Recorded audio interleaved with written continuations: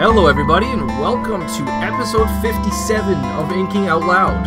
I'm your host, Rob Santos, and I'm joined by the ever-reliable fount of knowledge that is Drew McCaffrey. How's it going, everybody? I figured you'd appreciate that one. And we're making another return is Pat the Sound Guy, Mr. Patrick McCaffrey. Pat, what's up, man? Hey, if Drew's the fountain of knowledge, I'm the fountain of expertise. Wild and erroneous opinions. Erroneous? Come on, man. Let's at least wait till we hear your opinions before we make that call. And here, potentially, in front of us lies the 11th volume in Robert Jordan's celebrated Wheel of Time fantasy series, Knife of Dreams. We're going to be covering everything up to and through chapter 19, which is Vows, for our discussion today. So, Drew, it's time to take it away with a recap of what we have read for this week. How long do you want me to make this recap? Because the recap of the first half of this book could be an entire episode. Yeah, so I would appreciate longer, if you don't mind. So we start with our standard, at this point, prologue, catching us up on doings in the White Tower. See, I already have a problem. What do you mean by standard?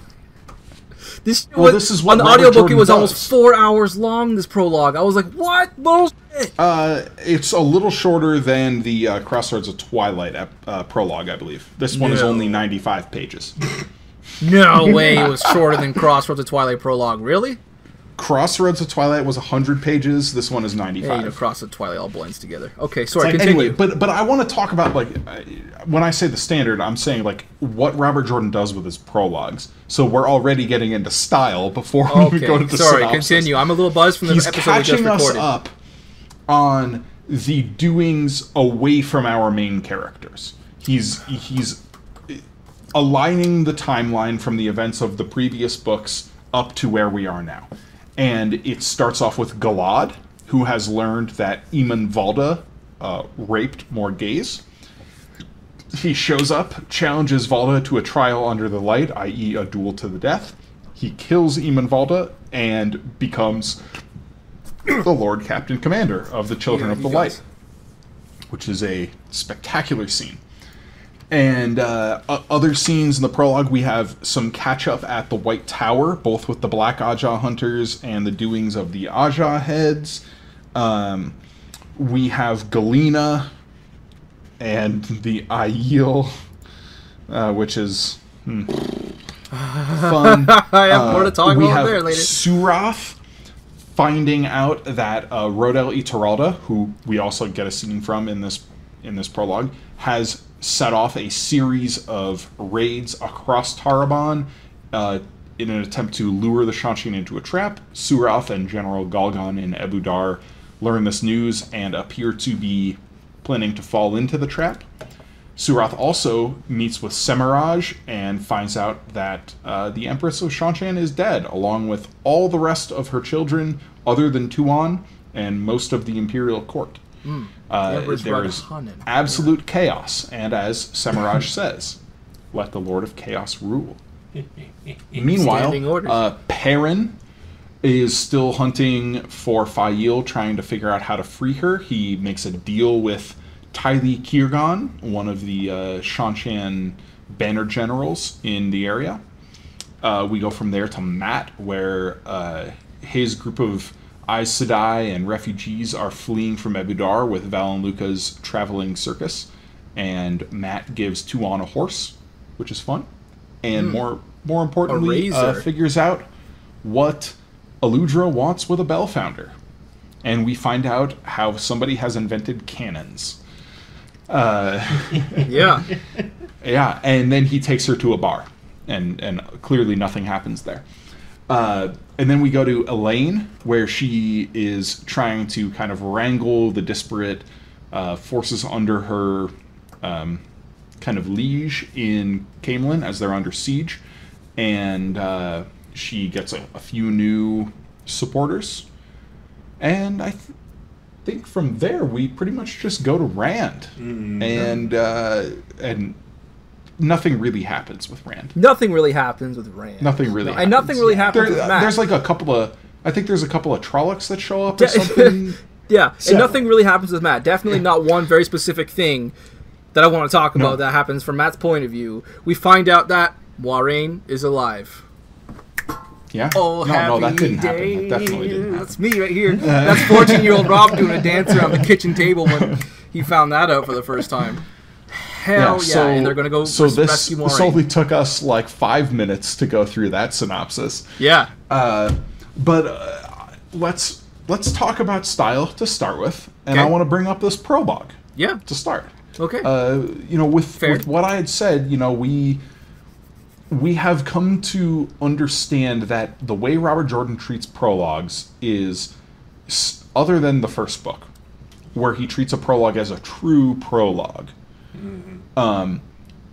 His prologues are more of, let me show you guys what is happening around the world outside of the purview of our main characters, so that I can spend the focus of the real book on the Two Rivers group, and Elaine, basically. Yeah, something that you could argue, for example, Brandon Sanderson does with his interludes, right? Exactly.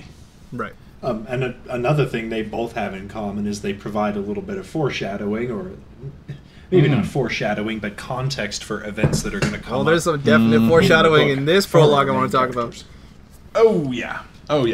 So, and that's really my only style point for Knife of Dreams. I just wanted to drive home the very specific use Robert Jordan has for his prologues, because it is not typical of other authors' prologues. He has a deliberate use, and while some people may complain, oh, this prologue's 95 pages, oh, this prologue's 100 pages long, it's like, yes, but would you prefer that he doesn't have that prologue there, and instead, throughout the course of the book, he just yanks you away from the points of view of the people you really Shadow care about? Rising, perhaps? And, well, so, I can't remember if we talked about this in the Shadow Rising. There was not a prologue. Yeah, we talked about it at the beginning, because I made the mistake of thinking there was a prologue. Chapter 1 of that was essentially a prologue in structure because it starts with to what we have here. It was catching us up with Min and Suroth and Elida, these characters outside of the purview of our main points of view, reacting to and making decisions upon the events of the last book. Quite. So, yeah. Yeah. I don't know that I've found a similar style in many other authors, but I definitely enjoy it here. It would be easy to say, oh, Brandon Sanderson does that, but except you look at what his prologues are in, for instance, the Stormlight Archive, and they're not at all like this. Martin has similar prologues in The Song of Ice and Fire. Does he? They're not as long. I've only read the first book. They're not quite as long, but they are there, and it's very much along the same lines where it's characters that we're not very familiar with, except it's hard to see how his prologues tie into the rest of the books sometimes. Well, his prologues tend to be building the background story without going into spoilers. We have Rhaenmar Royce in a Game of Thrones. And that kind of lays the foundation for the series-long background conflict, where the points of view characters are more focused on an immediate political conflict and things like that. And so, for instance, you jump to A Storm of Swords, and once again you have a prologue that deals with the background conflict. And so I can see some similarities there, but it's not quite the same thing. Well, diving back into the prologue of Knife of Dreams here, I did just bring up very briefly this foreshadowing that I want to talk about. And it actually, you know what? It might not be foreshadowing. It might actually be an idea, perhaps, by Brandon Sanderson or Team Jordan to highlight this line, perhaps, after Jordan's passing. I actually don't know. But, and I quote, during Rodel Ituralda's point of view in the prologue here, he always looked ahead and always planned for every eventuality he could imagine, short of the Dragon Reborn himself appearing suddenly in front of him. Yes. Dude. I am 100% certain that was something Robert Jordan planned. Okay, because I just read that and all I could say was, dude. Oh my god. What a move that was. Yeah. Right. Right. Really and we'll revisit this in Towers of Midnight. Yeah. But that's a great thing to point out here. Definitely. I do want to talk more about the Galad versus Valda scene. You do? Yeah. Okay. Oh, I definitely do, because that one really, and I don't know why, but it resonated with me in a way that a lot of other prologues did not. When I think of a prologue in the Wheel of Time, I think of this one every time. But I don't know why. Like, I'd never really felt such like a righteous anger at that young point in my life. At least, maybe not on behalf of a parent, at least. Nor was I obviously a talented blade master. Well, it's the one line. What's that? It's the one line. Like I wasn't enraged until Valda started talking and Galad meet in the center, and Valda's like, she's the best ride I ever had, and I hope to ride her again. I'm just like, right. Yeah. At that point, I saw it for what it was, though. That's Valda trying to make Galad lose focus. It's like a culmination of all. But it was truth too. Oh, and that's what makes it worse. I'm sure Morghese is a great lay, but it doesn't mean what. Sorry, I don't mean it in that way. I mean it as like Valda did rape her. Yeah, like, I was making this is not one of those like, obviously it doesn't happen on screen in the Wheel of Time, but this is a thing that happened. No, definitely. Mm-hmm. This isn't one of those situations where somebody in the Wheel of Time is operating on like incomplete information. The incomplete information part of this is that Galad thinks she's dead, and she's not. No, that's why part is like, Valda abused her. That's why I specifically made note to say righteous anger when I was talking about Galad there, because he has a reason for what he does. And watching this showdown is badass. It was badass, it is badass, and it will continue to be badass every time I return to it. Because you have to think about what's going on here. They're both blade masters, and they're using identical forms. They're taught in identical styles. So, like, these two are united in a way in their struggle here. But sitting beside that completely is this duality of their characters. Like, no two men in this series are less alike. Like, one is righteous, gentle, silently implacable, and the other is an oily, disgusting, abusive, and obnoxious man until his dying breath. Like, I hadn't expected to cheer for Galadadrid. Galadadrid? Listen to me, I'm kind of drunk already. Galadadrid. The last one that we just recorded. Go home, Rob. You're drunk. A little bit. Galadadrid? I always said Galadadrid. Galadadrid. Okay, Galadadrid. Yeah, Galadadrid. Damodrid. Until this point, I had never been expecting to cheer for him. He's not in my top 5, nor is he in my top 10, but he's still at times an incredibly written character. And I'm also drawing back to that point. I think he was in Fires of Heaven, when he was carving a path through that mob there for Nynaeve and Elaine. Yeah. Oh, I mean, so cool. It's only at this point that I actually really start to like Galad. I agree. Okay, fair. I agree with that too. The whole prologue fight between him and Valda is like, it's the culmination of all of the collective anger we have been building up over the series about the hypocrisy of the White Cloaks. Oh, yeah. And how someone should put a stop to it. And so it's very appropriate that it should be a White Cloak who does it. Mm-hmm. Yeah. Symbolically, that's what's going on here. And then from this point on, that's when this is like the children's redemption arc. And it makes sense because Galad joined the children purely based on the book. Right. The original ideals behind the children, which, in their written form, were admirable, were good, and it throws into stark contrast how corrupt and self-serving the Children of the Light have become. Very much so. As far as real-world parallels for the Children of the Light, what do we think? Well, the closest one that people bring up is the Spanish Inquisition, but that's more with the Questioners than the Children of the Light. Okay, got you. I think like the Knights Templar are a reasonable. Crusades. So yeah, we're thinking Crusaders. Okay, got you. Fair enough. Okay. Just wanted to make sure we were all on that same page. Right. Yeah, like I understand why anytime somebody brings up the a meta criticism of the Children of the Light, they're like, oh, the Spanish Inquisition. But that's only really the Questioners. That's hand of the light. Folks, and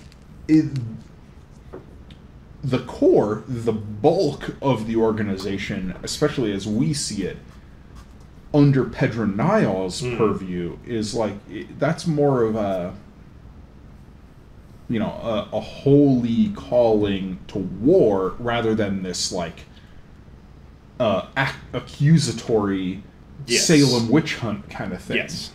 Like, Fair enough. And of course there's a thin line between the two of them, but at least at this point in the series, that thin line is becoming starker and starker.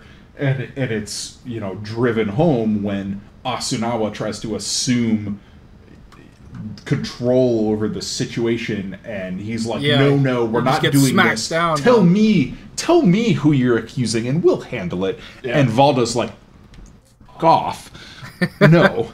And of course he engineers his own demise through that. That slimy Yeah. Yeah. Yeah. So we're glad they're dead. We're glad it was Galad who killed the bastard. Yep. I've only got one more style point that I want to say. Okay. I found it rather interesting that we have this long section of narrative, I should say long sections. We have one from Elaine here. That's 5 chapters, I think it is. But we actually have one from Matt during Knife of Dreams that is 6 chapters successively. Chapters 6, 7, 8, 9, 10, and 11 are all from Matt's point of view. So I wanted to ask how you guys felt about being in the head of one character for that long, despite how much you like him. Rapture. Pure joy. Okay. Well, I mean, this is a thing that we've been experiencing for most of the series 6 chapters, though, in a row? 6 chapters. I mean, I would have to look up. Because I got the impression they're like 3, 4 chapters at a time. Maybe 5. But 6? Yeah, like if we're It seems rather long. I remember there was a couple times during my reread, and I was just like, oh my god, Matt again already? Still? Well, since the mid-series, and by that I mean... Not that I had a problem with it. I was just... By the mid-series, I tend to mean Shadow Rising through Path of Daggers. I mean, we definitely have some extended, some extended sequences like that. But it's There's a lot of parents in the Shadow Rising from what I can remember. Yeah, but that bounces back and forth with some regularity. And without dragging on for too many chapters, like you were saying. Like 3 or 4. Yeah, exactly. And that's been the formula that we're used to. Right. That's why I'm drawing an aside on this and saying 6 chapters in a row. But it's a kind of a throwback to like Dragon Reborn and The Great Hunt, where we are getting the same character for a long period of time. And Perrin, usually. And I'm just glad it's Matt, because it's rare that we get a lot of Matt right in a row. I mean, we had 6 chapters of Rand back in the Shadow Rising a couple of times. Yeah, but Rand is the character you started with at the very beginning of the series. So you like, I don't know. It's and that was still that was in the first quarter of the series, not first. Well, third. I think when you say the first third, that's important. This structure of like chunks of chapters for one character in a row. Yep. Are usually in the first quarter to a third of a book. And then as we ramp up, those chunks get smaller and smaller. Because there's and then we get like 1 to 2 chapter climaxes. From. Okay, that makes sense. Yeah. Yeah. So, which is also why it's kind of weird here. I mean, Knife of Dreams, book 11, near the end of the series. We're in the last third now. Well, no, but that's what I'm saying, is that this is book to book. This is the structure that Robert Jordan has established, is that you should expect the first half or so of the book to be chunks of chapters dedicated each of the point of view characters. And then in the second half, you're going to have progressively smaller chunks given to them as they get into their climaxes. Because he doesn't want to keep you away from characters for too long when events start ramping up. Yeah, I can... Okay. Yeah, I see that. I hadn't considered Fair that, enough. But that's a good way to put it. Okay. That's the end of my style discussion points. Do you have anything you want to get out of the way before we dive into the characters? I don't know. There's always been something about Knife of Dreams which strikes me as fresh. Yeah. Which is an odd thing to say for a book this late in any series, but yeah, 2005, I think. It is. I think... I remember waiting for this one. This is the first one I was actually there at the bookstore waiting for on the day of release. Really? Okay. Yeah. So this was the third one. I thought you said second. I thought Crossroads was the first one that you had waited New for. Spring. Oh, okay. You're counting New Spring. Got you. Yeah. I do agree with you, Pat. There is something of a rejuvenation to the plot, and even to people who push back on the idea of a slog. And I think I count myself among their number. Yeah. You have a few times. You have to admit that there is a renewed sense of urgency in The Knife of Dreams from the get-go, where suddenly it feels like events are moving faster. And I think this prologue is a big part of it. So to offer some potential context here, I need to ask, when was Crossroads of Twilight released? 2003? Oh, 2000... Yeah, it had to be 2003. Like late 2003? January 7th, 2003. Oh, January 7th. Okay, so late, I was saying late 2000. So there was at least 2 years in between the release of Crossroads of Twilight and this book, which for Jordan's, admirable pace there for the first, 10 series of his books. This one was 3 years, I believe. This was fall 2005, right? Yeah, and this is 2003. Oh, fall 2005, so it's at least 2.5 years, yeah. Do we think perhaps that this increase in, as Pat October 11th, put it, 2005. freshness, perhaps. Could this be in response to the negative criticism from Crossroads? I don't see Jordan as one of those authors who pays much attention to criticism, which is a really good point in his favor. Yeah. Well, I agree.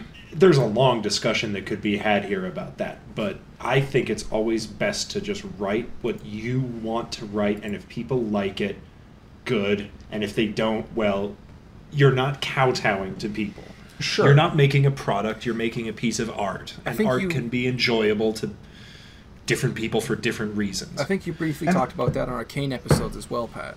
I think. I could be misremembering. Well, it's something I feel passionately about. So, to this point, I think there's an important thing to bring up, and that is, up until Robert Jordan's death, he was adamant that there was one more book. Yeah. I remember him saying that. Even if it has to be a 2,000 word exactly. volume. I remember that was a quote from him. Yeah. So I don't think Knife of Dreams was people are getting antsy, I need to make some shit happen here. It was like, this was always going to happen, and you guys need to just be patient a little bit. And I can understand how he would have tried to make A Memory of Light into one more book. Yes, it would have been a friggin' monster if he had done it. But I don't think Knife of Dreams symbolizes some renewed urgency on his part because of fan sentiment. Okay. Now, interesting.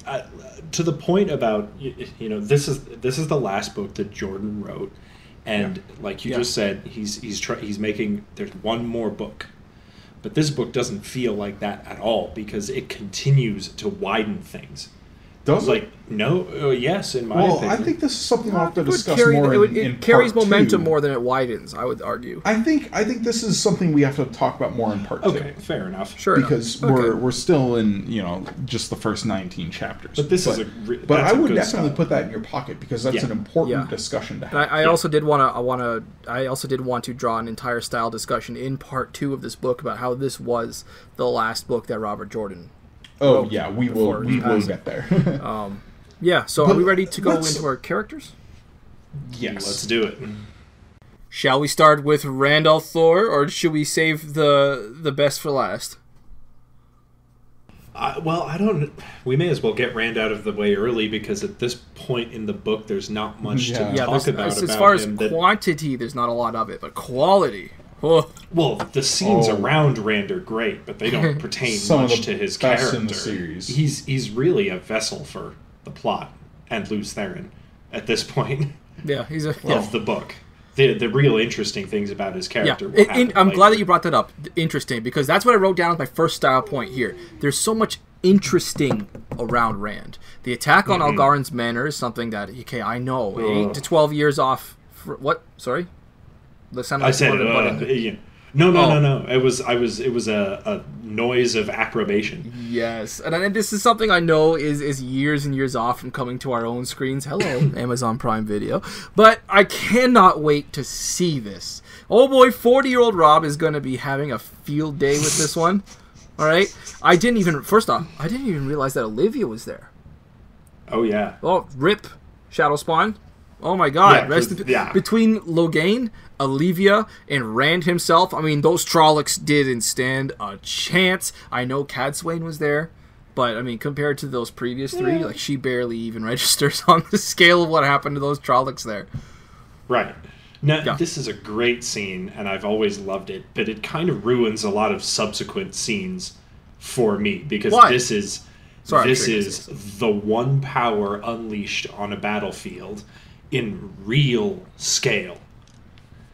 Like, we've seen it once at Dumai's Wells, and we've seen it once against the Shanshan, but here, like, there's channelers in numbers, and they are badasses. No, there's only 4 channelers. All kinds of... No, it's not just 4 channelers. Isn't it? There's Rand and the Ashaman and all of the Aes Sedai and Olivia and some other former Damani. I thought it was just the 4 of them. That's why Loyal was so terrified when he saw the army. Oh, no, there's lots. No. There's lots. Okay, sorry, go ahead. In the manor. And they're all, like, significant in power. And they just cut through the Trollocs like a devouring flame. Yeah, but I still wouldn't argue that's different from Dumai's Wells. How I'd argue it's different is the expertise involved. Yeah, that's what I'm saying.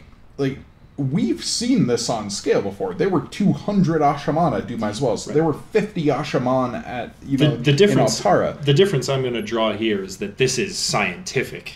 Yeah, and that is brutal. What Rob said. It's the expertise. Yes. It's the expertise more than it is the actual magnitude of power. I mean, if magnitude of power was impressive, then, I mean, the cleansing of the source or the sealing of the bore would be, like, top plays, right? Yeah. And I'll tell you right now, I didn't bring this beer because, unfortunately, it's out of season, but this was going to be a retread beer that I was going to use for this episode. Oh? I brought this on for the second half of the Dragon Reborn. It was from Grimm Brothers called Dragon Bloom. Ooh. And I think it's pretty clear when you have the dragon making blossoms of fire how Dragon Bloom could be applicable to that. Oh, yeah. No, that's too good. Pardon me. Sorry, that one just slipped out. That's nice. I like that. I appreciate that. Yeah. And of course, the absolute worst case scenario finally happens. Something I hadn't considered would even happen during the series proper until it actually arrived. And that was Lews Therin winning the struggle for Saidin and taking control of Rand's channeling. That was not something I was prepared to read when it happened, and something I was so for within like 10 seconds.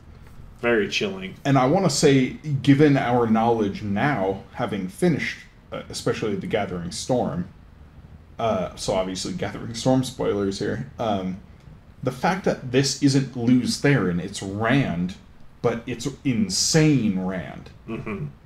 This is a point where, like, he has gone over the edge. That's even scarier. I would say it is Lews Therin. It's just it's not. It's Lews Therin before he became Rand al'Thor. It's still the entire encompassing consciousness that is or was Lews Therin is just not yet also influenced by the consciousness that became Rand al'Thor. This is a Gathering Storm discussion. This is a very meta discussion. Use my audio engineer power of Vito. or Towers of Midnight Part 1 discussion. This is... Maybe you just haven't read The Gathering Storm in a while. Lews Therin is not a specific consciousness. That's what I'm saying. But this is Lews Therin's knowledge. Specifically Lews Therin's knowledge. Very specifically Lews Therin's knowledge. And yes, but Rand is helpless to control He's so insane. That's my point. I would say the fact that Rand is unable to stop it is what makes this Lews Therin, is the fact that Rand is unable to stop it. I mean, maybe we're arguing semantics, but we could be. This is still Rand. Rand is Rand. Rand still has control over the power, but him thinking that Lews Therin has taken over is an indicator of how insane he's gotten. He has gone over the edge. There isn't a separate consciousness of Lews Therin who's like, oh yeah, I'm this crazy Age of Legends channeler and I'm in control now. It's this is still Rand al'Thor, but he has completely lost control. What he tells Min later in Towers of Midnight is, you know, the fact is that you think that I'm Lews Therin now, but Lews Therin at the same time was also always me. Like, I get that. They are the same individual. You're saying so the insanity is personified in that Rand cannot distinguish the difference between the two of them. Okay, I'm going to break it down exactly right now. And yes, I realize this is a Gathering Storm thing, and we'll revisit it then. Sure, okay. Lews Therin is Rand attempting to come to grips with the fact that he is A, going crazy, and B, getting memories from a previous life. So instead of being driven mad, like stark raving mad by this influx of knowledge, he is assigning this knowledge to a split personality. Spoilers for the Stormlight Archive, this is what Shallan does. No, I don't agree with that at all. I think... No, sorry, I'll let you finish. That is exactly what is happening here. I'll let you finish your thought before I... Semirage describes it in Knife of Dreams. Cake, yeah. This is exactly what is happening. Yeah. Semirog says that. So, also, isn't it Cadswain that asks him, are you hearing voices yet? Early in Crown of Swords? This is a common thing for men who go mad. They regain memories. The taint thins... the barrier between soul memories, and instead of going absolutely bonkers, they grapple with it in a way that they can retain function, and that is by assigning these memories to a separate personality. Sure, okay, I can agree with that. So I guess drawing back to the very beginning of this, we were arguing semantics, and I was just saying that separate personality is a separate person, and you were saying, no, it's the same it's the same person. I agree with that. It's just a barrier that the sufferer of said madness constructs to help them continue as a functional person, right? Or at least as a functional channeler. So what makes it scary to me is that a lot of people read this as them being two separate people. Well, it is a little more comfortable when there is a... At this point, they are. No, they're not. That's my point. They haven't always been, but Rand still sees them as separate people. But it's still Rand. This is just indicative of Rand losing control. Rand doesn't control himself in this moment. He is blindingly lucky that in his madness here, he doesn't destroy everything. He doesn't destroy his own friends, because he's ascribing his actions to a personality who killed everybody he loves. So this is the only time that the madness actually wins the struggle, then? Is that what you're... Sorry, I don't mean to place words in your mouth, place a straw man there, but is that what you're saying? This is the only time the madness actually wins this is in the struggle first time.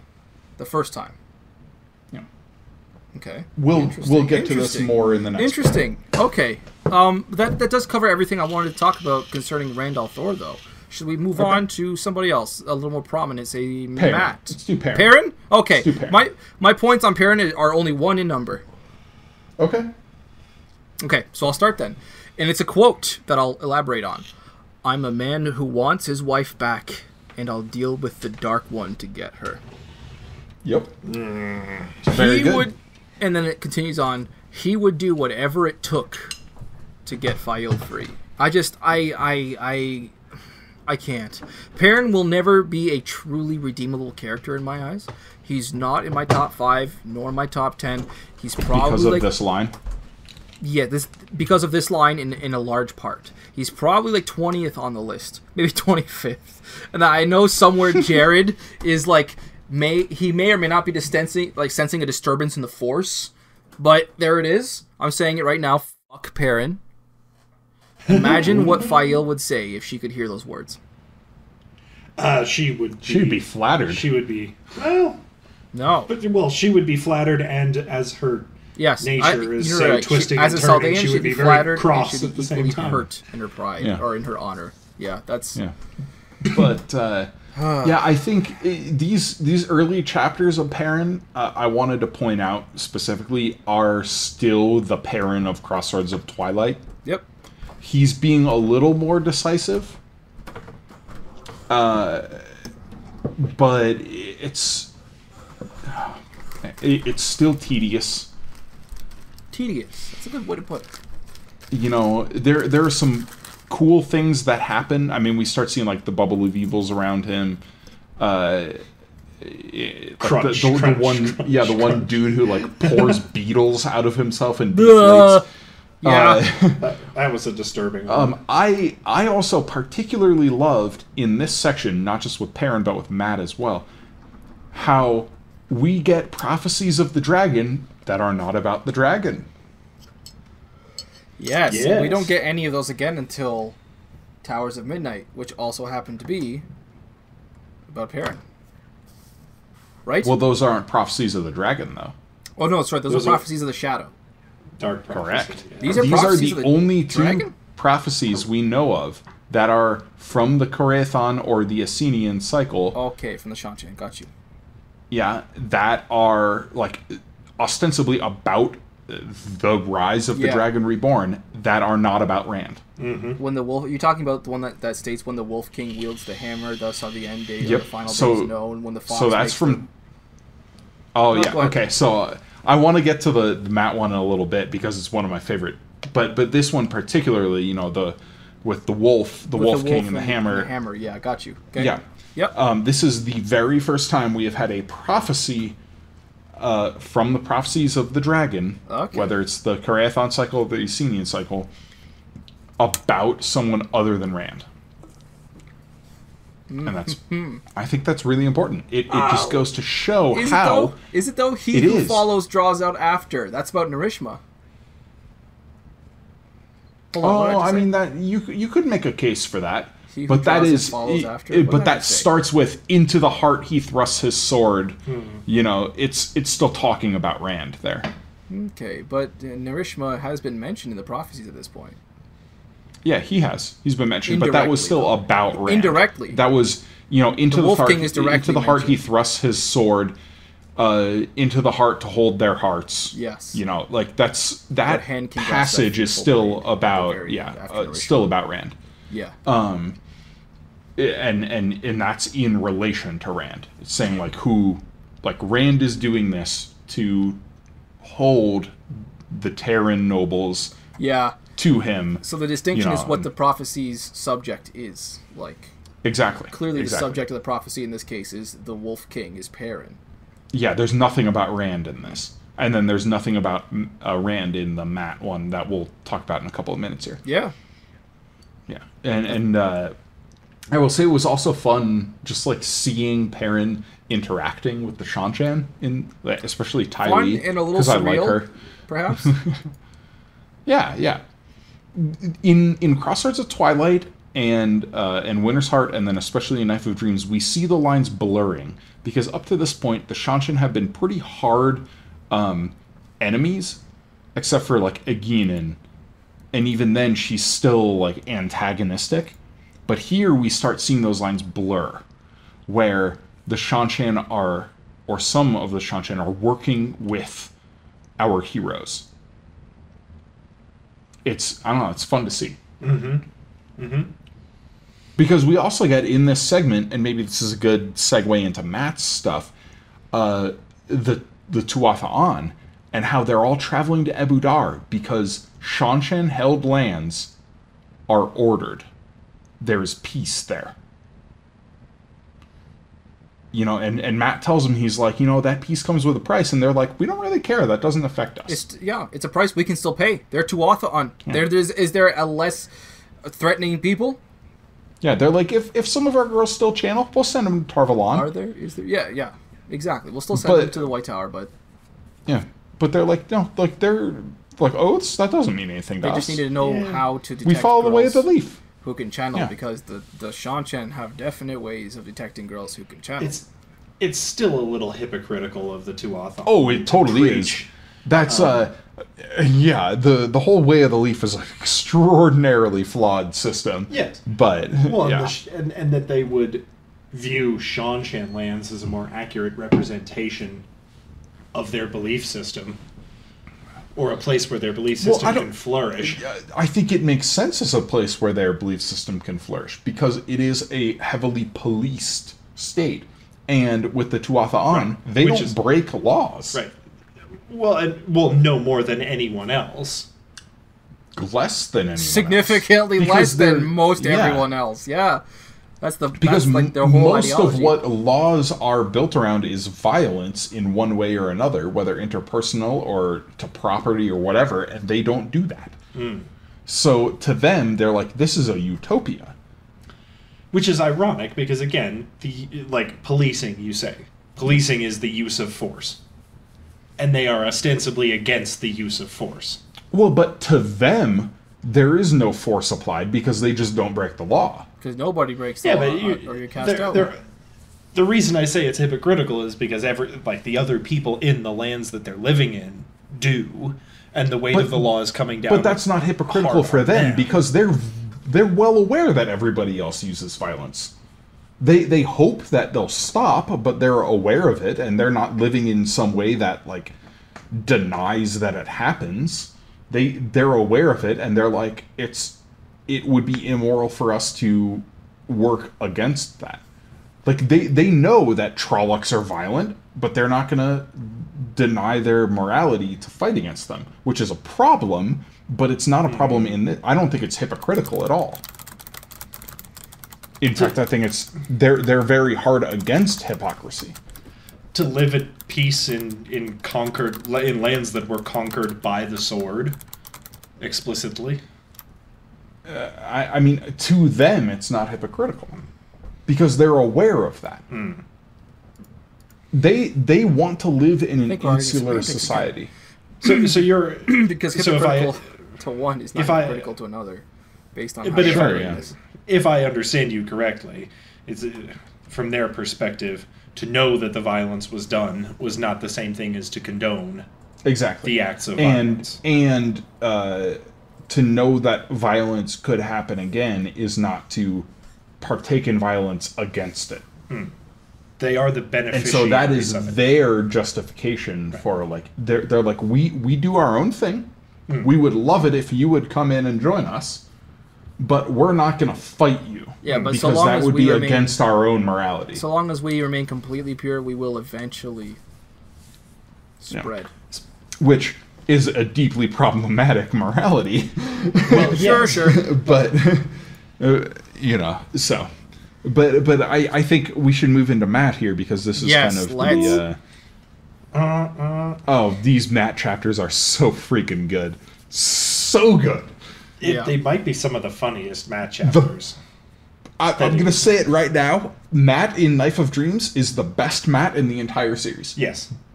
Hands down. Winter's Heart is close, but not that close. Right. I mean, this is just peak Matt. Right. Crown of Swords and Lord of Chaos are also excellent. He doesn't get much of Lord of Chaos, but he's good there. Crown of Swords is good, but nothing is as good as Knife of Dreams Matt. Knife of Dreams... if you'd asked me before this, I would have said Crown of Swords. Isn't your favorite? Or I would have said Crown of Swords or Winter's Heart before reading this episode, but Knife of Dreams, I have been laughing out loud and feeling for Matt so many times that it's hard for me to argue with what you're saying. Yeah, it's so good. These chapters are just front to back wonderful. They're funny. They're tense. There's tasteful. There's emotion to them. Yeah. The plot is moving. There's action. It's so much fun to read these chapters. Man, and Robert Jordan's particular style comes through, where his knowledge is on display, where he has, the whole scene about buying the razor, and you're like, wow, yeah, Robert Jordan really knows horses, apparently. Yeah. And his homework. Yeah, it's you cannot argue with Matt in this. And this is one of the things that when I see people bring up the slog, that I will always and vehemently push back against, much more so than some of the early books, including Path of Daggers, which I'm on record as loving. Whenever somebody says, oh yeah, the slog is like books 7 to 11, I'm like, no. You are so wrong. You're wildly mistaken. 8 through 10. Yeah, with lots of 9 that's redeemable. Include lots of 8 that's redeemable. Yeah, you cannot try to say that Knife of Dreams is part of the slog. This book, from literally the opening scene, when Galad kills Eamon Valda, that sets the tone for the entire damn book. This book is just incredible from front to back, and especially in this part with Matt, like, Italian chef kissing fingers. I'm going to say something here that might trigger Drew. Ooh, do it. I think this book cannot be classified as a whole as part of the slog, but there are parts of this book that are as in themselves part of the slog. And I'm going to elaborate upon that when we get to Elaine today.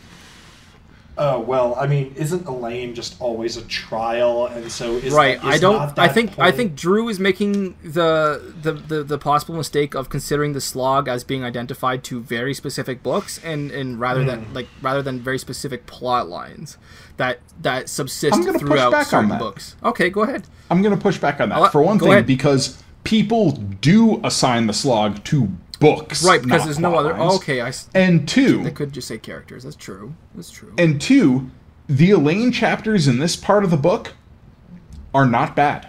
Oh, and in fact, there's one that is so bad that I'm going to rip apart in about a minute. Fact, this is one of the few points in the series where Elaine isn't being willfully stupid.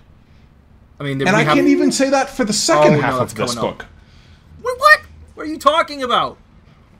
In the second half of this book, she is dumb as rocks. Yes. But in the first half of this book, she's actually pretty smart. But you said the second half of this book as well, right? No, I said I can't say that about the second half of this book. Oh, you can't say that. Okay, got you. I was glad. That's what I was about to have a problem with. I was like, excuse me? Yeah. But, okay, got you. I will fight you on that.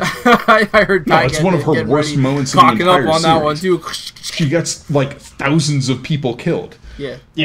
But, it is her worst moment. No, in these chapters, this goes back to what I talked about with Elaine in Crossroads of Twilight and in Winter's Heart. I don't have a problem with most of the Siege of Camelin and the Succession story, because Elaine is, yes, it's political. It's nitty-gritty. Oh, I'm sorry, you don't like a political story. Like, anybody who reads A Song of Ice and Fire and gets into that cannot complain about what's going on with Elaine. Like, it's not that I don't like political stories, it's that I don't like her. See, I don't even like her. I like opposite. Elaine. I don't like what she does to the people around her. I think Elaine is still very redeemable in many ways as a character. Okay. I just don't like the scenes constructed around her. What I dislike the most is political stories that do not need to be present because of decisions made by the characters. Thank you. Like if it was politics and the author was presenting it as, well, this is the way the world works. Politics is a thing, and I have some interesting things to show you in that regard. That would be one thing. This is not that thing. This is needless. It's gratuitous. So you wanted her to just, like, stroll in and be like, the Dragon Reborn said I have the throne, game over. As I believe I mentioned in the last episode, the Crossroads of Twilight episode, there is a happy medium in between those two things. I'm just now realizing that we're talking a lot of Elaine when we're still technically talking about Matt. Well, I mean, do we have anything to say about Matt other than gushing about how good his scenes are? Okay. Well, maybe we'll revisit Matt after we finish this conversation, because okay, we're deep into Elaine here. So, like, I can understand the desire, and I will say I expressed the desire earlier in our episodes about how I wish she had a more reasonable stance toward Rand saying, like, look, I conquered Andor, you can rightfully take your throne. What pisses me off the most about this is that she frames it as accepting the throne from Rand, when Rand never framed it that way. Yes. He always said, like, I knocked out Ravin, the throne is yours to take. Mm-hmm. There was no need for a succession war. The succession was intact. Right? Like, yes. Morghese was the last queen, the next queen is Elaine. The succession continues. But Elaine has this, like, super skewed pride about it, where she tries to, like, to puff up her own pride, essentially. Say, oh, Rand is giving me the throne. That's not what's happening. He's not giving you the throne. But you're Rand arguing, never ruled. Like, you're arguing what he literally said against what he could be interpreted to have said. Because take what he said to Colliver. That's take what exactly he said to what I'm saying. In Crown of Swords, he said to Colliver, I think, if I'm remembering correctly, his exact verbatim was, "You know, I intend the throne for Elaine of Andor." And by saying that... Oh, wait, sorry, that's the crown of... What the fuck am I saying? That's the crown of Kyrian. Sorry, no, that's a totally fucking false point. Continue with what you were saying. I'm an idiot. No, but your original point is exactly what I'm saying.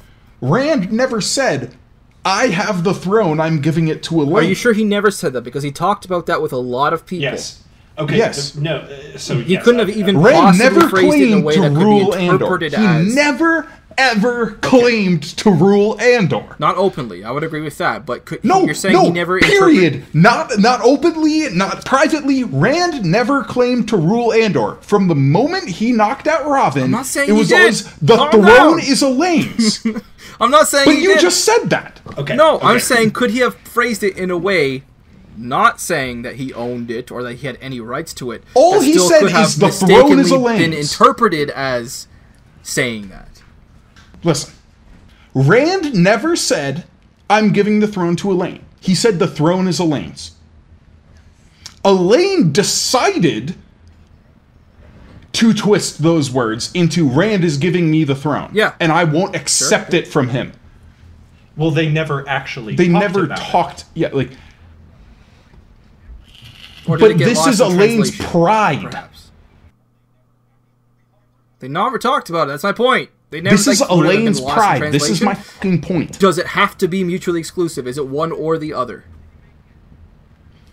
Her whole deal is deciding Okay. that Rand took the throne and is then giving it to her. We talked about this back in The Path of Daggers. Yeah. All she had to do was recognize the fact that there is, I remember bitching about that. to the public, an unbroken succession. There's no need for a war. Her mom was the last one to hold the throne. Rand went in and knocked out the, roadblock, so to speak. Mm-hmm. And he said publicly to all the nobles around, the throne is Elaine's. I'm not ruling. The throne is Elaine's. And the All she had to do is say, "Oh yeah, the succession is intact because it is." Oh, he did. The He throne did say is that mine. in Fires of Heaven. Lord of Chaos, not in Fires of Heaven. Yeah, and so He did say that like, in Fires of Heaven. Or maybe I can the very beginning understand the of Lord of frustration Chaos. with He what made you that guys very are saying. clear How when it this happened. it could have been an unnecessary political plotline. But Yeah, it's only unnecessary because of Elaine. That's what I've been maintaining from the beginning. However, this is a character There we've it is. had established from the very first book in the series. Her not doing this would break her character. It doesn't make sense for her.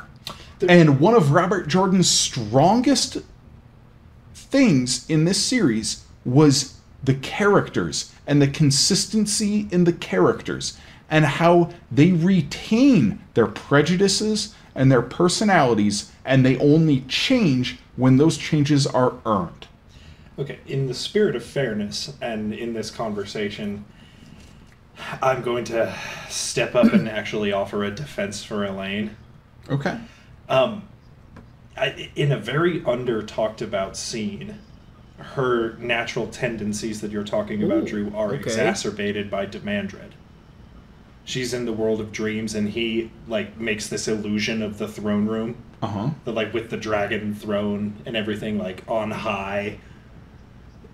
I forget the specifics of the scene, but Demandred makes it seem as though Rand is doing exactly what she thinks he is doing, i.e. giving her the throne, or like ruling Andor. He's set himself up as a king, and now he wants to...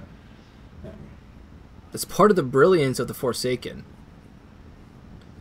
Oh, certainly. And don't you think there are other parties that could also gain he was just doing from it just gain from distancing throw a the little daughter bit more heir from chaos the out there. Dragonborn, or lessening her trust of him?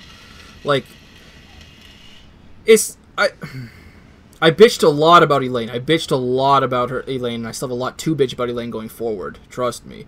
But I have to admit that some of her interpretation of Rand's will in this case is caused by A, Rand's lack of communication, and B, the colorful lenses coming down to my various point here, agendas. is that I am frustrated by Elaine's pride and, in a sense, naivete. But narratively speaking, I don't have a problem with the Succession War and the Siege.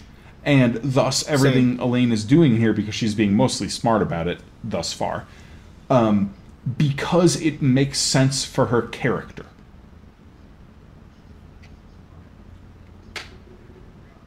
Like I'm frustrated like hell by some of the decisions she makes I don't think I could disagree in with Path of Daggers, and especially Winter's Heart, like, you know, her dealings with Dialin. But they make sense for her character, and thus I can't be frustrated by the narrative, because the narrative works.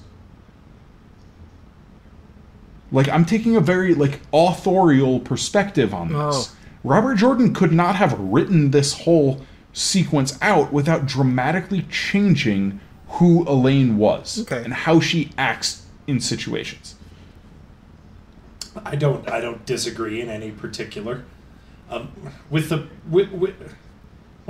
possible exception of Rand and Elaine just having a conversation about it. No, I agree with that. It's just could have. Yeah. Contributes to Elaine's radius like in of Winter's Heart, right? As he's like, but you know. But remember that this is the Wheel of Time we're talking about, and nobody ever talks at one point. They couldn't have discussed the succession.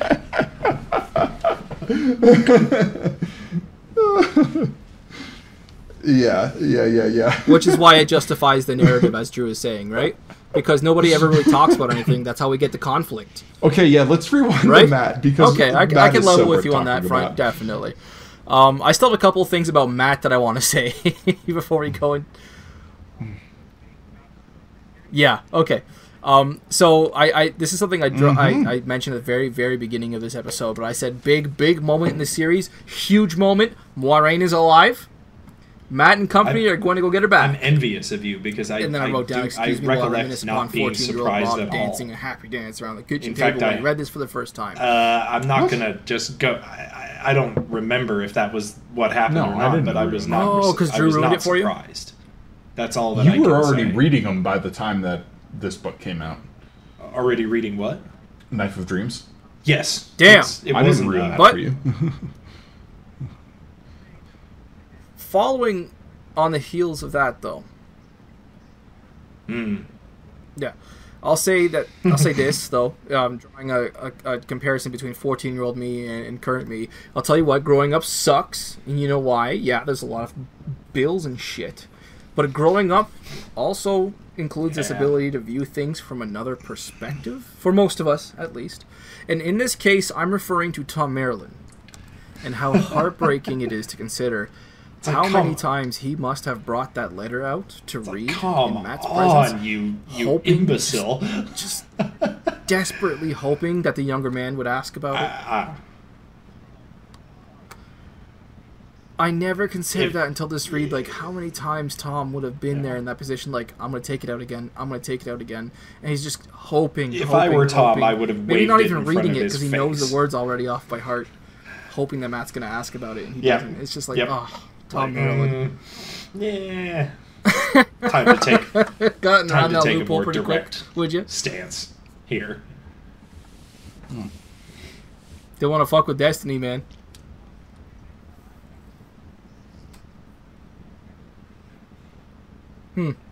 Well, my last map point is something I noticed during chapter 10. Really?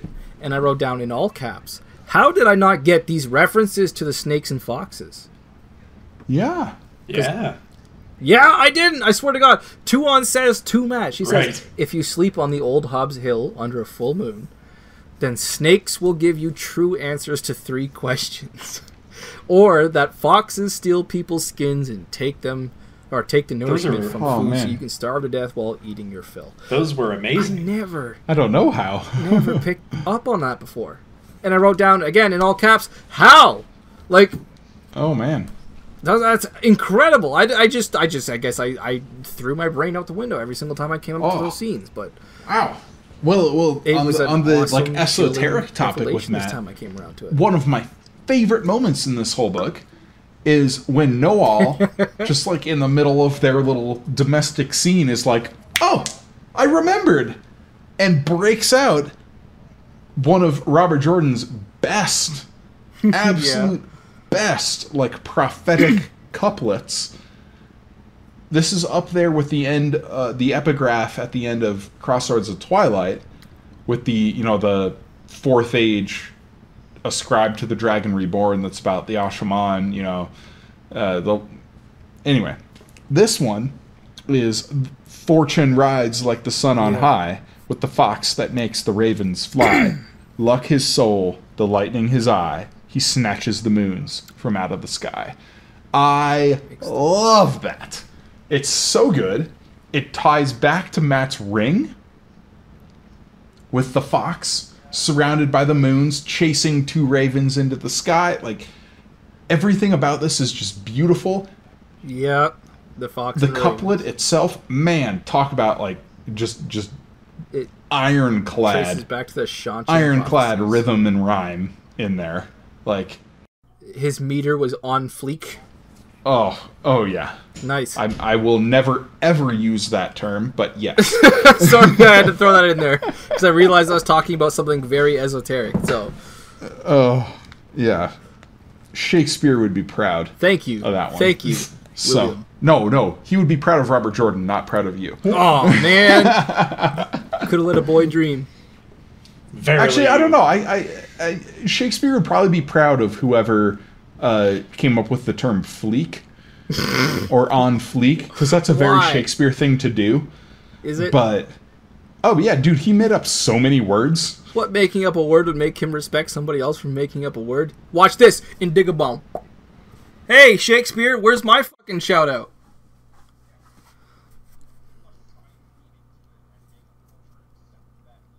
Oh, if you can make... Okay, fair enough. Yeah, if you can... Fair enough. Assign a meaning to it and make culture accept that meaning.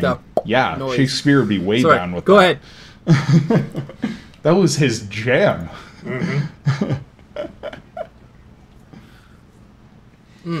But no, so I want to talk about a couple of important scenes with Matt in this section. One of them being Aludra and the dragons.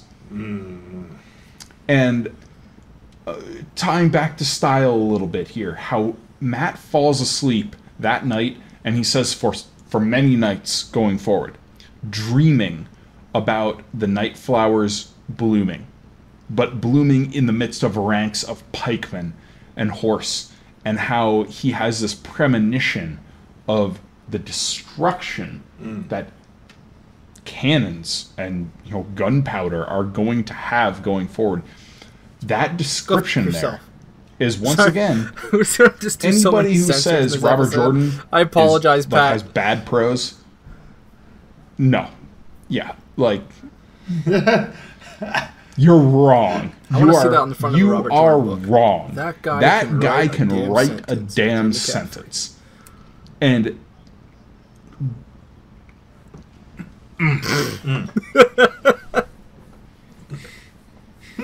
I would love to see that on front of a Robert Jordan book too, but I feel like that we got about like Robert Jordan has come to dominate the world that Tolkien can't be unfeasible steps to climb before that happens. That guy can write a damn sentence, Drew McCaffrey. Yeah, and then underneath that guy can write a damn sentence. But no, it's when we get into the whole like narrator thing, right? Where we're working in a close third-person narrator. When we have sentences like this that are beautiful, Matt is the one relaying them to us. We're in Matt's point of view. And this is one of the reasons that I have a huge problem with the letter that Matt writes to Elaine in Towers of Midnight with Brandon Sanderson. Because Matt is a guy who has demonstrated, he's written multiple letters to sovereigns before this, by the way. Yeah. Like, he is not an illiterate idiot. The way he's described to be like a buffoon in some of the Brandon Sanderson books. Yes. He's not a buffoon. He's a rogue. Rogues... Right.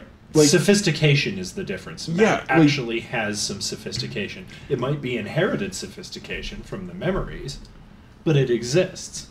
Yeah, and we just haven't seen Matt ever act in the way that he does later on. Mm-hmm. And so, like, this particular moment speaks to the reader in a way that just does not happen for the next 3 books. And that's frustrating to me, but at the same time, I cherish these moments. Because this is, as I said earlier in the episode, peak Matt Cawthon.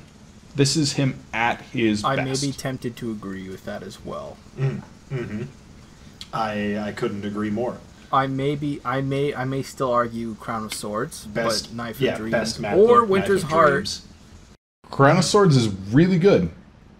Winter's Heart is really good. Crown of Swords is better. Yeah, because we get the full range.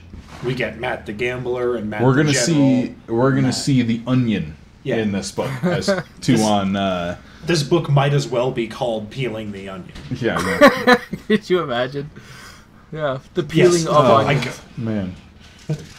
Man. Like just such a name like that. Yeah. Amidst all of the other epic names. The Crossroads of Twilight and the Gathering Storm and the Onion. And the Peeling of the Onion. Yep.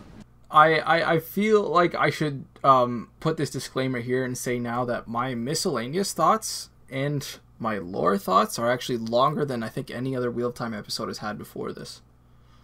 Really? Well, yes. Do we have any more character points to discuss? That's why I'm saying so. I was going to then ask if you guys had any others. Let's dive in. Okay, so first I want to talk about these so-called Anceline Gardens.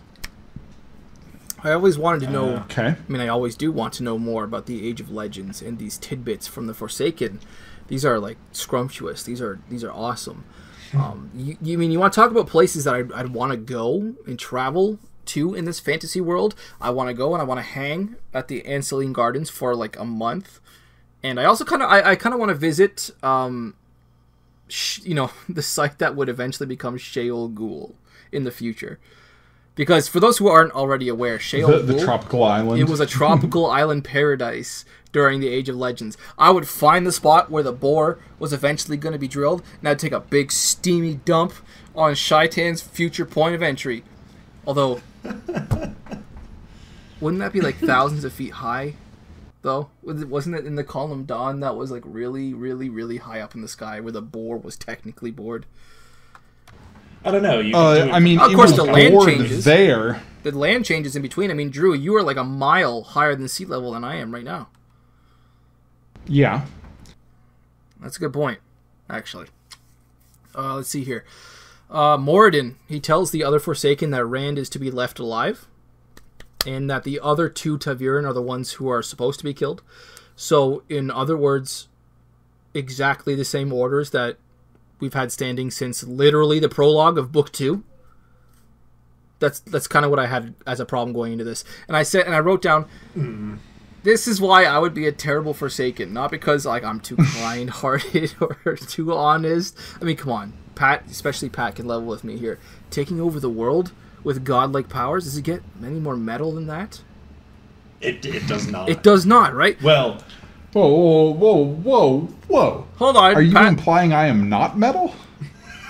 No, I just figured Pat would appreciate that with his, I don't know, specific... My instinct to conquer and to dominate, yeah.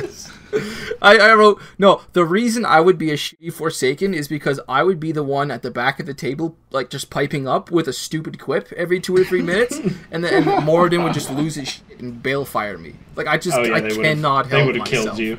I cannot help myself. It would have been the Shadows version of Rand Man and his master plan. Exactly. Yeah, absolutely. Oh my god. I would never impugn that you're not metal, though. Yeah. Of course you would. I would wear more black. I would never imply such a thing. That's... Intentionally. Jeez. Whoops. Oh yeah, no. We've been over this. I've been to metal concerts in a polo shirt. Let the record and people state have that he has been to many metal drawn concerts more than into... I. Yeah. Oh, yeah. In fact, criticized my introduced appearance. me to my favorite band ever of all time. So there you go. Shout out to Nightwish. Yep, thank you very much. Yeah. I have a question for you, Drew. Actually, I have two. The first one is here. Okay. Who is this supposed impersonator of Samael, sending Trollocs through the ways? My guess was Grendel, lining up her plans for Perrin in Gildan. We think it's Arangar, right? Yeah, I believe it is Arangar. Halima, really? Even though it's... The implications in her point of view there, like how she avoids really interrogating that, I think it was Arangar, and there are other points where Arangar impersonates other Forsaken. Arangar is the one who...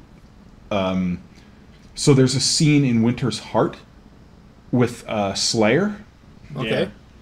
Where Taim shows up, and like tells him like, oh, you got to kill the Dragon Reborn, and then there's like another like nebulous Forsaken that is almost certainly Arangar, who also Arangar has this like track record of trying to do this. I am pretty sure it's Arangar who impersonates Samael here. Okay. I haven't actually pulled up. I just want to know if we have like a stuff, definitive answer. But I mean, I could look it up. Yeah, I didn't bother looking it up because I figured others might have the same question and they would just ask, and we could answer it in this fashion. Yeah, I mean that's the Manor House attack has always been laid at Arangar's feet in my head. Same. Yeah. Huh. Oh, I found my second question here too. How did Perrin get the paper with Suroth's writ of authority? From Ty Lee. Ty Lee? Well, right. Doesn't that stand to reason? No, he got it. Okay, thank you, Drew. I was like, they stole it from Massima. I didn't want to. Oh, say again, sir. Yeah. Sorry, Massima got it from Suroth, and then they stole it out of Massima's camp. It's from Massima. Yeah, okay. And there was the whole thing about why the hell does Massima have this? I was gonna jump on that and be like, what? But I was just like silent because and the implication of why he has it is as far as the reader is concerned, the Forsaken plot. That the trio, Masana, Demandred, and Semirog working together. Massima, being Demandred's puppet, was given aid by Suroth, who is Semirog's puppet. Yeah, exactly. Very interesting stuff there. Yeah. Yep. He always liked using proxies. He did. He did always like using proxies. I wrote, I'm so, with 6 O's, tired of the Shido plot line. I'm just so tired. I mean, I just can't even.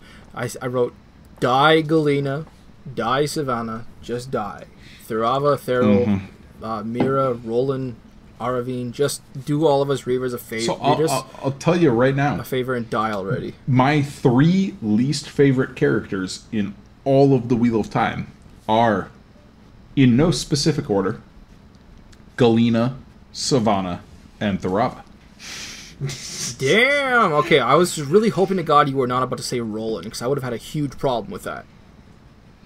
And I don't like Roland, but no, he's nowhere near. Yeah, no, I'm not a Roland fanboy to use those words either. But yeah, okay, I was really hoping you were going to say you Roland there. I wrote down, yikes, the ripples in reality. Oh, Bale Screams. Oh, okay, so those are Bale Screams. Yeah. Okay, I was going to ask you about that, because I wrote down, of all the different bubbles of evil, because I thought this was a bubble of evil, this one disturbs me the most, I think. So, what is this but a Bale Scream? What balefire has been unleashed recently to justify this? Demandred's been balefiring shit, like, for books now. The Dark One asked him, remember, would you release the balefires? Okay, but why now so much more noticeably than before? What was Demandred doing at this particular point that was more insane than, for example, Rand balefiring the palace? It may not be any specific thing. It's the fact that balefire has been used more and more and more, and the pattern is starting to unravel. But we don't see this kind of ripple throughout reality again, do we? Besides what Rand does with a Bale Scream in Book 12? No, we do. This happens like in a couple of different characters' points of view.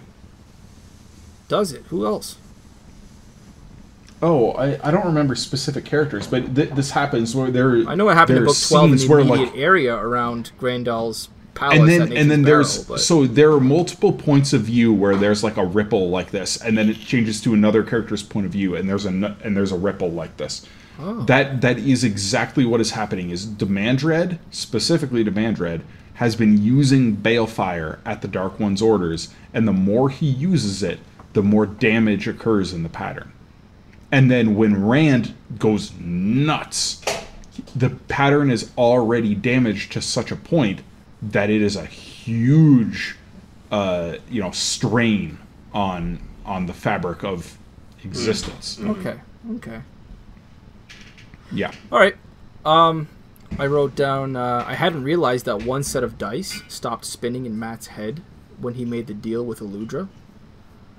Yes. Ominous but appropriate. The imagery of the Dark One laughing really kind of tied that feeling of apprehension into the scene for me. Where he's like, the sound wasn't the dice, it was the Dark One laughing. Yeah. Yes. Yeah. I loved Jolene's line in Chapter 9, as the women are all making trouble for Matt, as they tend to do. But she looks at Tuon and she says, okay, I will no longer bother, precious. To which Tuon hisses angrily. Yep. Tuon! Hissing angrily. Holy shit, Jolene really likes to poke that bear, doesn't she? And it's not even what she said so much as who said it. Or who she said it to. Damani said this to me. Yeah. Really? And I wrote down, honestly, I find it kind of hot.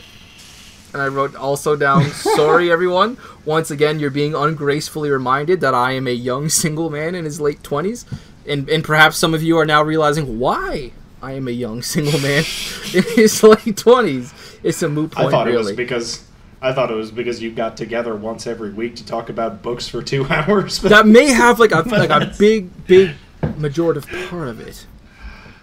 The jury's still out on that one. I don't think that's no, because we're talking considering the ring on my finger. Yeah, I was gonna say Drew's a married man, but then again, you were married before this podcast started. Yeah, you think I wasn't like hunkering down to talk about books multiple hours a week before that? I know. I wrote down we finally get to see more bands of Trollocs. Finally. Yeah, this is one of the first times since book 1 that we get Trolloc batches. Yep. I found it awesome, and the one that was apparently described like having a sigil of a man figure wreathed in fire. I was like, ooh, that's kind of cool. The whirlwind was cool. Yeah. Yeah. All the skulls. I like skulls, too. Yeah. I'm like a Trolloc. I like skulls. Yeah. Like a Trolloc, you like dear. skulls. Something directly from this section of the reading. In my last miscellaneous point here, I just wanted to say that the Murdrow that dies immediately following the 100 arrows of fire. Yes. Oh, man. I wanted it so bad. I know how stupid it sounds and irrational it sounds, but in that moment I wanted Rand so badly to say something like, "Get wrecked, scrub." Get good, murder. Boom! 100 Get arrows good. of fire out of 5 fingertips. Doesn't even twitch afterward. Yeah, I loved that too. It's like that thing just got destroyed so thoroughly. Fucking speaking- annihilated. We're on miscellaneous points right now, so I have a confession to make. And that's that I am. Maybe this is due to bad writing, or maybe it's due to a lack of imagination on my part, or maybe a combination of them both. But I have never been able to picture clearly in my head what a blossom of fire actually looks like. I was having trouble with that today. I have no conception of what's going on. I have a very vivid picture in my head. So it's like basically you get this thin pillar, like maybe an inch in diameter, of pure, like, clear red. Yeah. Ground to, like, maybe, I don't know, 20 feet in the air. Okay. Like, I don't have a... Depends on how powerful you are, presumably. Anyway. And it has this, like, high-pitched hum coming out of it. And then that hum, like... so if you've seen Episode 2, Attack of the Clones, right? If you remember when Jango Fett drops his, like, mines in the asteroid belt, yes, and there's this, like, silence and this, like, wow kind of noise, it's that, where there's this pillar and there's this high-pitched whine, and then it deepens and then explodes in a disc of fire. About maybe 4 feet off the ground. Okay. That is that's one of the vague conceptions I had of it. It was just hard to picture the two ends of the pillars coming together to that single point. Yeah. And then expanding, or did they expand without the points moving and you had a really thick building? I always saw it as like the explosion starting like it has this high pitched whine and then it moves together and the noise deepens as it contracts, if that makes sense. And then you have this boom. Well, thank you for one of the only good mental images that George Lucas will ever be providing us. I'm gonna have to consider this that at a later time because I really can't picture that. Oh as far as I thought, like, go look up on YouTube like the Jango Fett Obi-Wan Kenobi chase scene in Episode 2 through the asteroid belt. Yep. When Jango Fett drops those mines and like all the sound disappears and you have this like wow kind of explosion noise. I'm going to sample that noise that you just made. Geez. I was considering looking it up right now and just like having it in the background. Yeah. But that's always what I thought of, because the description of the pillar and then like the disc, like the explosion in the middle of it, the noise to it was a really visceral part for me. Okay. But I have, if you guys are done with miscellaneous points, I would like to go into lore. Okay. Yeah. Because I have a theory that I would like to put in front of you. And this is, I wouldn't say a popular theory, but I would say it has popped up again and again consistently over the last 13 years now.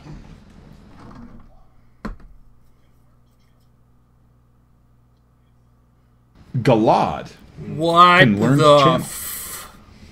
Really? Okay. Explain. What? So, we're going to start with his lineage. Yes, Galad's mother is Tigraine and his father Galad's is mother is Damodred. Tigraine. Yeah. Terengale. Damodred, yes. Is Terengale Damodred. We know that we have a channeler in the being Damodred line, and the Mantier and we have a line being channeler in the Mantier line. Okay, got you.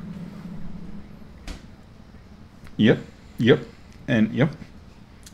And in this specific scene at the beginning of this book, for a long time I was a little resistant to this, but there is no definitive answer from Robert Jordan on this.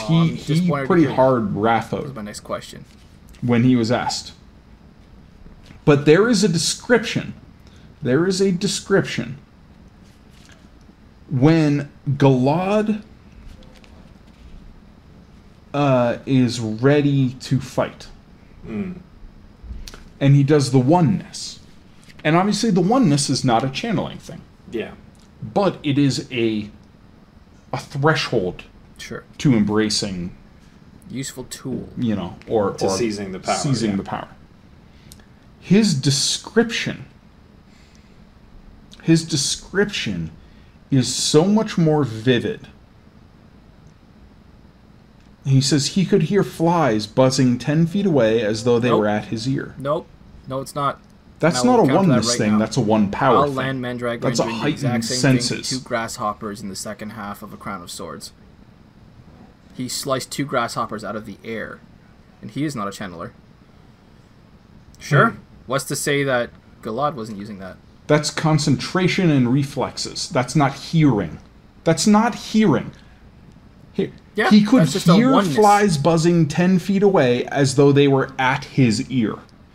One of the first descriptions we get of the one power is heightened senses. But is that the only way to get magnification of sight and hearing? Is a magnification of sight. It's the only way, like he's not hearing, or just he's not embracing the flame and void, yes, like Tam says. The oneness doesn't isn't increase it as well. Yes, we never ever.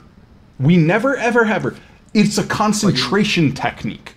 It's not a heightened senses technique. Okay, well, and especially concentrate because on the senses that are normal. It's an archery thing, or if you view it as a military. It's all about aiming. It's about concentration and extending I don't agree with that at all. your senses into what you're holding. I think the one power increases your senses. The sword and becomes part of you. The flame bow and the becomes void part of you. Increases your ability to sense those senses, perhaps, or increases your sensitivity to those senses. I don't see them as one and the same thing. I don't know if I agree with that. But I think the one power. But how could it? Wait, back up. So the one power like increases your senses, but the flame and the void that increases your sensitivity to those senses. That makes so when no you have sense. them both together, it's a more compounded effect. I don't know. I can't. Rand has both of them together. But there's no both of them together. One of them follows the other no matter what. Do we know that? Yes, but you can't channel as a man without the flame and the void. Okay. Yes, that's literally how it's described. Like, you cannot see Saidin without being in the void. Yeah, Taim teaching them. Yeah, that's like how they start teaching the Ashama. Yeah, sorry, go ahead. Anyway, okay, I'm going to read on. Oh, okay. He almost thought he could see the movements of their wings. He was one with the flies, with the courtyard, with the 2 men. They were all part of him, and he could not be distracted by himself.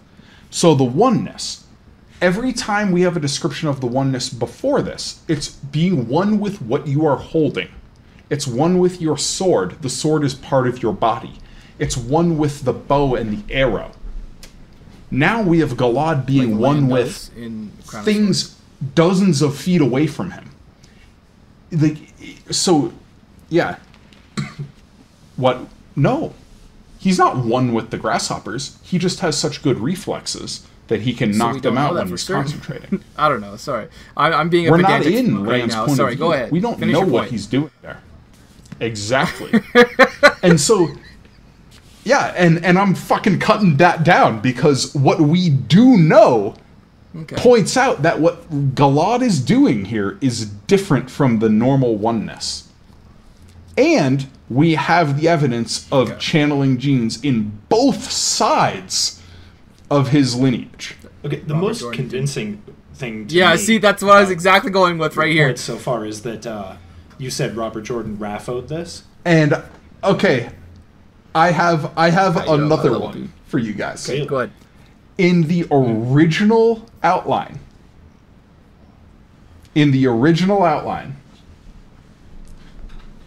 Bull. Galad How do we know was this? a channeler and turned evil.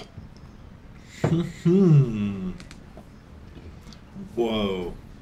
So Adam That's, Whitehead, he is one of the most respected, knowledgeable researchers in the Wheel of Time community. This is the guy who runs the Atlas of Ice and Fire website. He's currently like doing these crazy in-depth maps and things. He got access to some of the notes, basically,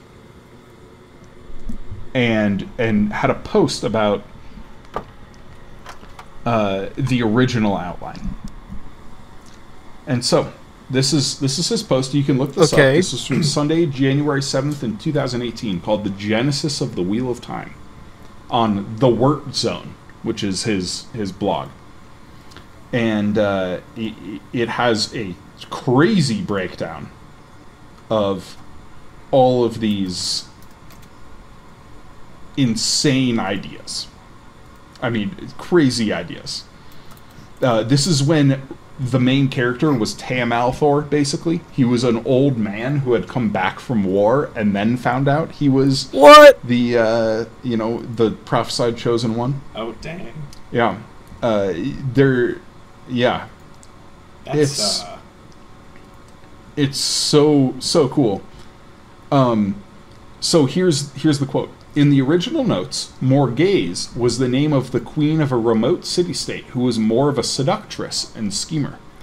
This character seems to have evolved into Berelain.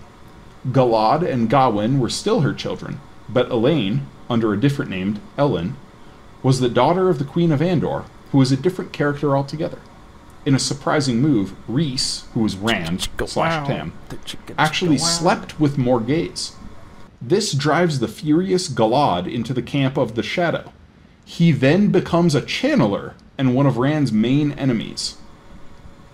very interesting. I apologize for putting the 70s porn spin on that one, too, with my little beatboxing there.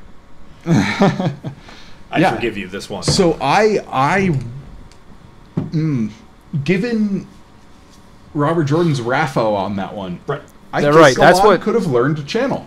If I asked him whether Loyal could channel, he He would would have just been say like, no. Yeah, exactly. If I asked him if Tam could channel, he would or just Lan. say no. Or Lan. He would say no. Lan. Or Somebody who did a Perrin. lot of the same things. You would say Lan? No. And he doesn't- so no. this description in this scene is reminiscent of what we see later in this book with Seda and Bethaman, who can learn to channel, but are resistant to learning.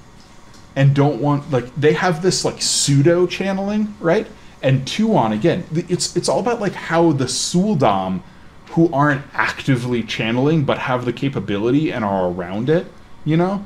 Like, I don't know, I think Galad might have been able to learn how to channel.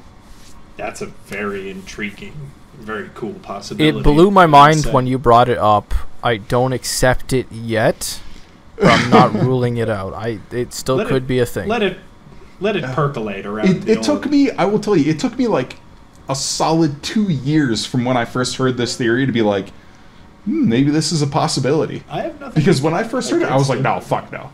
Like, I absolutely have no not. bar to accepting it, even on the surface, like conceptually, as long as there's evidence, of course. But like, I don't have an immediate block like you did. I wonder. The big thing to me was in Robert Jordan's original, outline that Galad was a channeler. And from that post, all of the elements that existed in that are retained in the new version, but in a not different all, form. but many of them. Except the Rand. Rand didn't sleep with Morgaze, yeah. Right, Rand didn't. And Galad didn't turn to the shadow. So But yeah. Elaine, about your mother. But yeah, so that was my big lore point, and I would love to hear from our listeners if you guys think Galad could learn how to channel. We'll have a post up on our Facebook group, the Inking Out Loud podcast there for this episode. So let us know what you think. Very cool. Definitely, yeah. It's super cool. I don't know if I want to... I want to make sure they don't vote for how cool it is. Make sure you vote for how likely it is, not how cool it is. Yeah, because if it's how cool it is, it's going to win every time. That's an awesome let us know thing if to you consider. think it's cool. You can definitely let us know. Let us know if you hate it. But That's yeah, such an awesome idea. I think that brings us to the final draft. It does. I think so. Rob, kick us off. Okay, so for my entry in this particular final draft, I've brought what I believe to be the first cider ever featured on Inking Out Loud. At least it's the first cider I've brought to the show. I don't know if you have brought a cider before. I don't remember. I don't think I have. This here is from Generations Wine Company in Toronto, and it definitely has a solid white wine kind of finish to an apple cider. It's Generations Wine Company, and I will say it's honestly a little hard to distinguish the difference between this particular cider and an actual white wine. But this is an ode to Jolene Maza and her antagonizing of Tuon, believe it or not, and deserved or not. I may or may not have subliminally alluded to this earlier in the episode, but this cider is called Don't Poke the Bear. Nice. Don't do it, Jolene. Like Just it. don't do it. Trust me. Oh yeah. That's a bear. Don't poke it. It's only subliminal in the sense that Drew uses in every episode. Like, I see the beer that he has. Yeah. And I'll notice when he subtly adds that reminder to everyone. It's like, all right, did it I need earlier to in the get their episode. minds ready. I I remember. You did. You did. Yeah, no. Very cool. I definitely did it earlier in the episode. You'll be able to hear it in the edits for sure. But I also want to read out the really quickly the stupid little description they put on here, because it says Don't Poke the Bear, 5.8% alcohol by volume. It says, I am a true Canadian beer. I am polite. Sorry, bear. I am polite until poked. Sorry. You have to add the sorry in there. I don't check, and don't is D''ONT. I don't check from behind. I put friends first, put bullies in their place, and put the apostrophe wherever I like.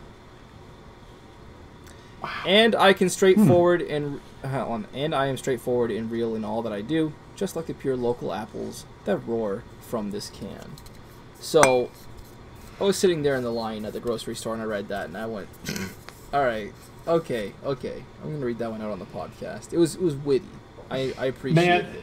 But also, Jolene, if America ever invaded Canada, Canada would apologize for making it necessary. Don't poke the bear. You don't gotta do it. You don't gotta poke the bear at all. And also, kind of on the Shadow Spawn at Algarin's Manor. I mean, you've got Rand, you've got Logain, you've got Olivia and Catswain. Don't poke the bear. It's not gonna work out. Don't poke those bears, but definitely poke the Trolloc bears. No. They poked the bears, but the Trollocs poked the wrong bear and they got fucked. Oh yeah, they got fucked on hard. Yep. All right. That's what I drank for today. I have been drinking a golden IPA from the Brooklyn Brewery, which irritates me to no end because the brewery is actually located in California. Is it really? The beer, yeah. It's brewed in California. Yeah, Brooklyn Brewing is in Brooklyn.